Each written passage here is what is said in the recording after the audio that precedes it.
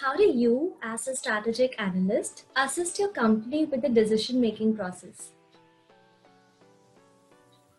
So how I've generally worked and from what I feel this role generally entails is you work more on a project to project basis. Pretty much what you would find in a consultancy, just that the difference being out there, you're taking up projects for your clients.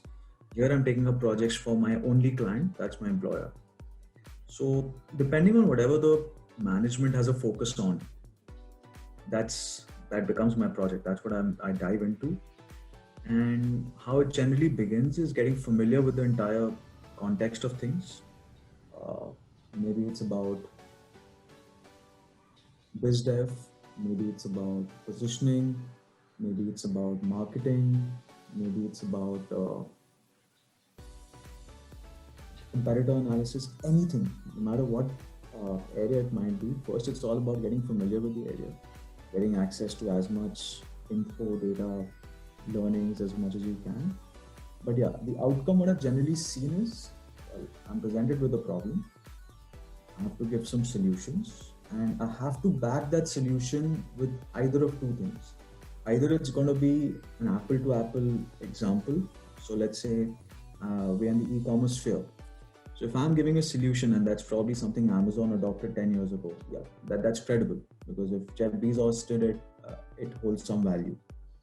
If not, there has to be sound logic to it. So that's when all the management principles comes in, and at times even those fall short. So it's just about the narrative. You just have to have that convincing thing that that this is how you feel it's going to work, even though there's no empirical logic.